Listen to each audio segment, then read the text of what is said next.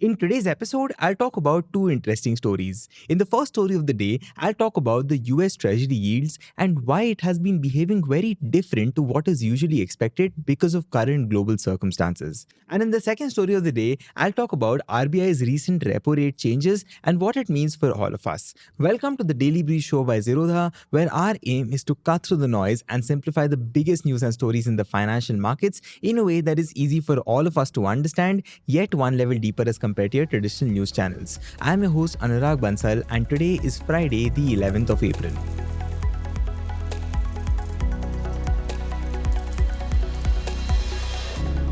With that, let's begin with the first story of the day and talk about what's exactly happening in the US Treasury market, which basically is like the backbone of the global financial system. See, over the past week or so, we have seen some very serious and wild financial moves that have gotten financial experts across the globe very, very worried. And in this story, I'm exactly going to explain why this matters to everybody like you and me, not just people from the Wall Street or Dalal Street. So let's begin with what exactly started this entire mess. See, on April 2nd, 2025, which is just about a week ago, Donald Trump announced what he called the Liberation Day tariffs. Basically, he placed a universal 10% tariff on almost every product that was coming into the United States starting on April 5th. Now, of course, that was already a big deal, but on April 9th, the situation became much more intense. He introduced what he called reciprocal tariffs on 86 different countries, with China getting the most dramatically hit, which is a total of 104% tariffs once the new 34% charge was added on top of the existing 20%. And also, as you may already know by this time, India faced 26%, the European Union faced 20%, and several Southeast Asian countries were slapped with rates as high as 46% or 49%. Now, these large tariffs caused an immediate surge of worry among investors, and obviously, when people get nervous about the global economy, they usually rush to buy US Treasury bonds, which are basically considered one of the safest investments in the entire world. So, of course, as was expected, bond prices briefly went up and yield, which is by the way the interest rates on those bonds, went down. But then something very, very unusual happened. See, instead of staying low, Treasury yields suddenly began to rise, and it was not even just by a little bit. The 10-year Treasury yield, which had fallen to about 4.04% right after the tariff announcement, soared to 4.4%. And the 30-year yield jumped even more from roughly 4.45% to nearly 4.9%. And these sudden jumps seem to run completely opposite to what the Federal Reserve's action would usually produce as an end result. Now, for very quick context, in case you're confused, since September 2024, the Fed has been lowering its interest rate target, moving it down by a full percentage point from 5.25% to 4.25%. Now, normally, whenever the Fed cuts interest rates, you would also see Treasury yields drift a little bit lower. But the thing is, this time around, the 10-year yield climbed by about 0.6 percentage points over that particular period, while the 30-year moved up by 0.76. Now, to give you a sense of how unexpected that is, you can almost imagine driving towards north while your Google Maps is suggesting you to go completely south. And this sudden shakeup in bond yields matters so much because US Treasuries, like I said, form the backbone of global finance. They are absolutely massive in size, almost $30 trillion worth, and they are extremely easy to buy and sell in normal times. And of course, when something rattles this particular market, it can sort of ripple across the entire world, not just the US. Not only do rising treasury yields pull up bond yields in other countries, they can also influence how international investors move their money. For instance, if US bonds offer higher returns, people might choose them over bonds from places like India, especially if they worry about currency fluctuations. This can of course put pressure on Indian bond markets and also on the Indian rupee, because the dollar tends to strengthen when nervous investors flock to what they see as relatively safe US assets. And of course, India can also see big consequences if there are broader economic problems in the US. See, if the American economy slows down due to these tariffs, Indian companies also might see fewer exports going to the US market. One explanation that people keep bringing up is that China might be dumping its US Treasury holdings to retaliate against Trump's actions. And in case you're wondering, China is often mentioned in this context because it is one of the largest foreign owners of US Treasuries, with official holdings of about $760 billion US dollars. But the thing is, at the moment, there is absolutely no strong evidence that they are doing any major selling whatsoever. The Treasury's published data runs a few months behind, so no one, of course, can really know in real time as to what is the truth. But still, in past episodes of US-China tensions, especially the 2018-19 trade war, China didn't really aggressively sell treasuries. What it did instead was that it allowed its currency, which is the yuan, to weaken by more than 10% instead, which partly offset the effect of US tariffs on Chinese goods. Economists like Michael Pettis have pointed out that if China sold a large amount of treasuries very quickly, it could push down the value of the rest of the treasuries that it still held, which means that it could end up hurting itself financially in some sense. Also, it's worth noting over here that the official numbers showing China's holdings have fallen from about $1.3 trillion in 2013 to around $760 billion today can also be misleading. Experts have noticed that when China's direct holdings of treasuries go down, other places such as Belgium or Luxembourg might suddenly report higher treasury holdings, which basically suggests that China may simply be parking some of its bonds in these custodial accounts. Also, China has a large amount of its money in other US dollar assets like mortgage-backed securities, and sometimes they hold these through state banks rather than central banks, so the true picture is much more complicated than any one single chart can ever suggest. And because of these particular details, many analysts start to think that the real cause of the sharp rise in yields is not really China dumping US debt. One factor that has come into light is a disappointing treasury auction for 3-year notes where the appetite from buyers was weaker than normal. Another big piece of the puzzle here is something that is called the basis trade, which is a strategy that hedge funds use in order to profit from small price differences between treasury bonds and treasury futures. Funds can borrow a lot of money, sometimes as much as 100 times their own capital, in order to make these trades, which means that even tiny market moves can force them to sort of unwind their positions very quickly in case they go in the wrong direction. Some people estimate that this part of the market could be as large as 800 billion US dollars. Then there is a treasury swap spread trade where hedge funds go long treasuries and short interest rate swaps. What they had hoped for is that Trump's administration might loosen bank rules so that banks could hold more treasuries. But as the trade war tensions escalated, banks ended up selling some treasuries instead. And that selling, combined with an increased use of swaps, has sent swap rates plunging relative to treasury yields. And with leveraged hedge funds on the wrong side of this bet, the scramble to exit those particular trades has sort of added to the overall sell-off in treasuries, which has of course ended up in pushing yields higher. Now, this sort of turmoil also reminds us of what happened in March 2020 when the COVID pandemic sparked a global rush for dollars and caused the treasury market to behave very different from its usual safe haven role. Back then, prices of treasuries had dropped very hard instead of rising, and the market all but froze until the Federal Reserve took massive action and bought around $1.6 trillion worth of treasuries over the next few months. Now, although today's situation is triggered by a tariff-related shock rather than a sudden pandemic, there are some worrying similarities over here.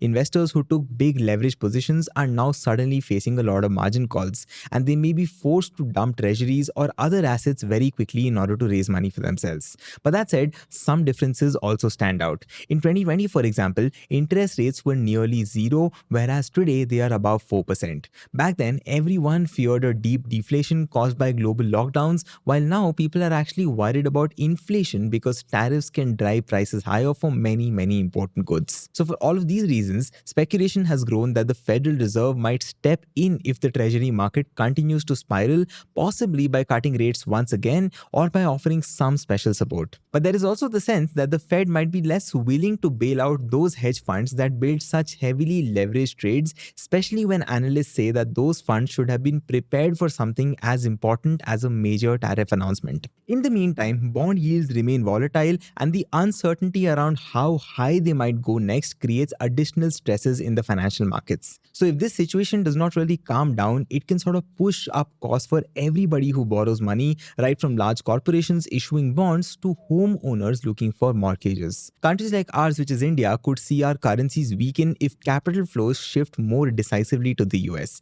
And if the American economy is damaged by these tariffs, Indian exporters could also find very few buyers in one of their biggest markets currently. So if I were to put it all together, it is like a chain reaction that begins with new tariffs and extends all the way to the deepest parts of the global financial system. What has surprised many people is that something as established and supposedly rock solid as the US Treasury market could get thrown into such a whirlwind of buying, selling, and confusion. It shows that although treasuries are often seen as the safest investment on the planet, they are not immune to the big market shocks, especially when there are so many intricate trading strategies underneath the surface. On that note, let's move on to the second story of the day. The Reserve Bank of India's Monetary Policy Committee, or the MPC, recently finished its latest meeting and announced that they are cutting the repo rate by 25 basis points. They are now bringing it down from 6.25% to 6%. Now, 1 basis point, by the way, in case you do not know, is 1/100th of a percentage point, so a 25 basis point cut is the same as 0.25% decrease in the interest rate. And this is now the second straight rate cut of this year. At the start of 2025, the repo rate was 6.5%, so in total, we have now seen a 50 basis point drop so far.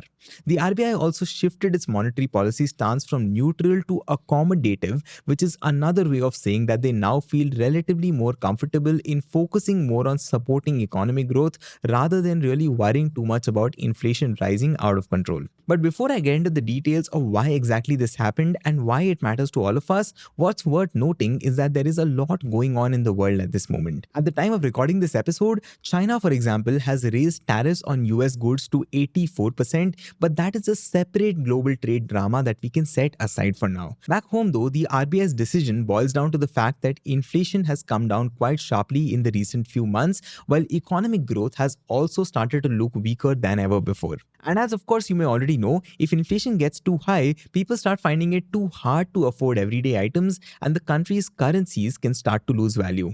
Now the RBI keeps a very close eye on inflation in order to ensure that it does not get out of hand. In October 2024, consumer price inflation or CPI in India was around 6.2%, but in February 2025, it had dropped to 3.6%, which is a 7-month low. Now, a large reason for this particular drop was a big fall in food prices. Between October and December of 2024, food inflation, which by the way includes items like cereals, pulses, and vegetables, averaged around 8.5%. But by February this year, it was down to about 3.8%. Now, this is mainly because India had a really good harvest wherein wheat and pulses production hit record highs and vegetable prices started dropping after a steep spike last year. Fuel inflation also helped pull down overall inflation. Fuel costs in fact stayed in deflation for a while, meaning that they were lower than they had been a year earlier. Now, although the difference has begun to shrink a little bit down, wherein fuel inflation went from minus 12.8% in July 2024 to minus 1.3% in February 2025, the thing is that fuel prices are still not as high as they were a year ago. Moving on, core inflation, which excludes food and fuel because their prices can sort of jump around quite a bit, was slightly stickier this time around. It rose from an average of 3.3% in the first half of the current financial year to around 3.8% in the second half of it. Now that is still below the levels of above 6% that we saw about a year ago, so it is not really making the RBI very nervous right now. What also matters to RBI is how people think prices will move in the future.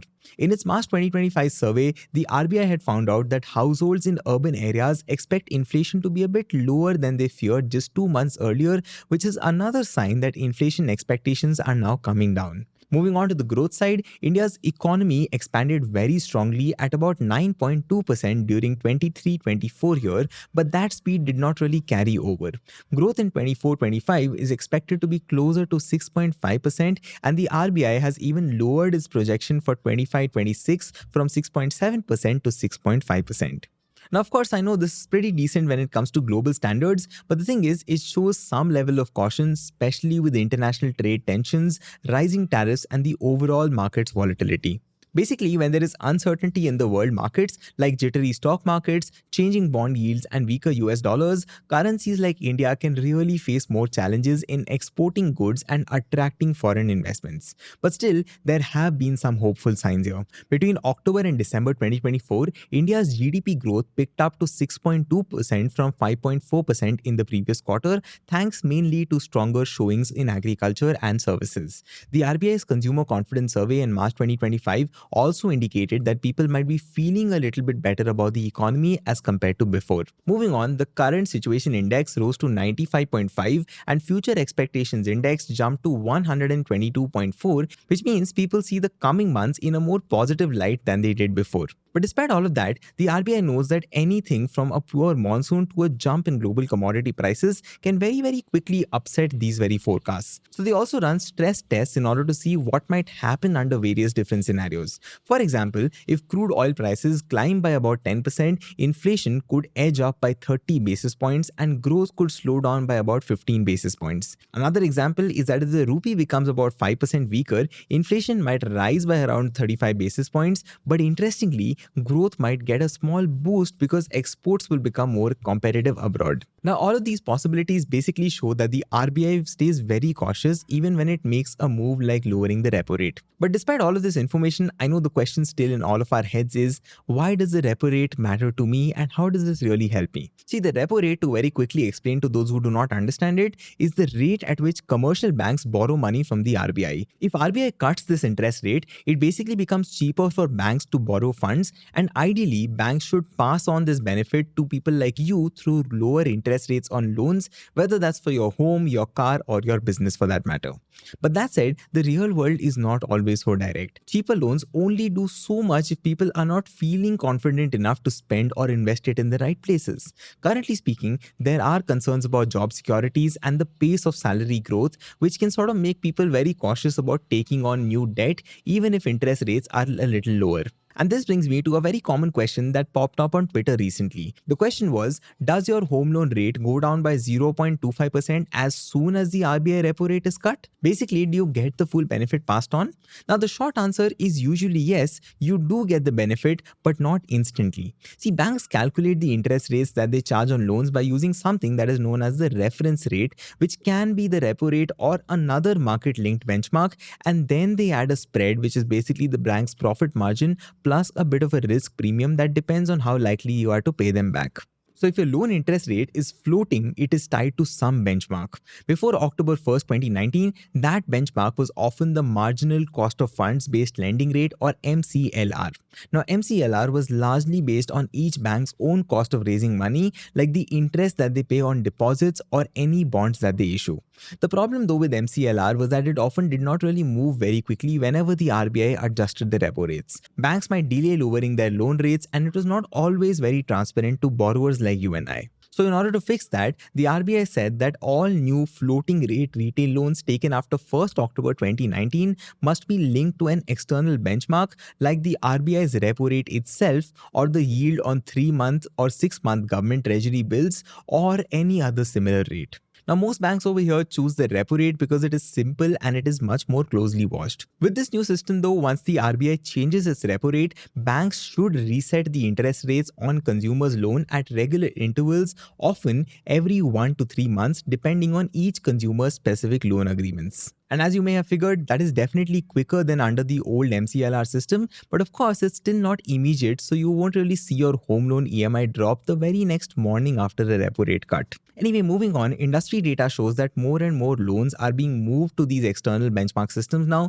especially by private banks. As of September 2024, about 60% of floating rate loans in the banking system were tied to these external benchmarks, up from 56% in December 2023. Meanwhile, MCLR linked loans dropped from 39% in December 2023 to 36% in December 2024. There is also a difference in how quickly private banks and public sector banks have switched. By December 2024, around 86% of floating rate loans in private banks were linked to external benchmarks, compared to only around 45% in public sector banks. So this means that if you took a home loan from a private bank under the newer system, you are more likely to feel the effect of an RBI rate cut much sooner than someone who has a loan with a public sector bank, which sort of might still be tied to the MCLR. But all said and done, ultimately the RBI's decision to cut the repo rate sends a very strong signal that it strongly believes inflation is manageable and that it wants to give the economy a helping hand of sorts. Now, whether this rate cut will give a big boost to growth will really depend on many other factors, including how people and businesses really feel about spending, how the global trade situation plays out, and how quickly banks sort of pass along the lower borrowing cost to their consumers. Now, if you have a floating rate loan linked to the external benchmark, very likely which is the repo rate, it is good news for you, though you may need to wait until your loan's reset date kicks in before you see a EMI move lower. And if your loan is still tied to MCLR, your interest rate may take longer to change, and this process could be a little less transparent in nature. But for everybody else who's just a viewer over here, even though borrowing might become cheaper a little bit, the real benefit really depends on whether people are ready to buy homes, cars, or expand their businesses, and that in turn depends on a mix of job prospects, income growth, and overall confidence in the economy. That brings me to the end of the two stories of the day. With that, let's move on to the final section, which is the quick news headlines. First, Tata Motors Group reported a 3% year-on-year decline in global wholesale for Q4 of FY 2025, with total volume standing at 366,177 units. Commercial vehicle sales, including Tata Daewoo, dropped 3% to 107,765 units, while passenger vehicle volumes, including EVs, fell 6% to 146,999 units. Jaguar Land Rover or JLR, on the other hand, offered slight relief with a 1% uptick in wholesales at 111,413 units, led by Land Rover's 104,343 units and Jaguar's 7,070 units. Second, prices of the iPhone 16 Pro in the US could rise by 30%, pushing the cost of a $1,000 iPhone to $1,300 as the US considers increasing import tariffs. Analysts expect the hike due to a proposed 54% duty on China and 26% on India, which are the two key iPhone manufacturing hubs for Apple. Third and the final one for the day, in a major boost to its electronic ambitions, the Indian government has notified a 22,919 crore production-linked incentive scheme in order to promote domestic manufacturing of critical components like lithium-ion cells, multi-layer PCBs, display and camera modules. The scheme, set to be rolled out in 2 to 3 weeks, will run for 6 years with optional 1-year gestation and offer incentives based on turnover and capital expenditure. That's all the news and stories I have for you today. I hope you enjoyed this episode. This is your host Anurag Bansal signing off. Take care and goodbye. Disclaimer: this content is for informational purposes only. None of the stocks, brands, or products mentioned are recommendations or endorsements.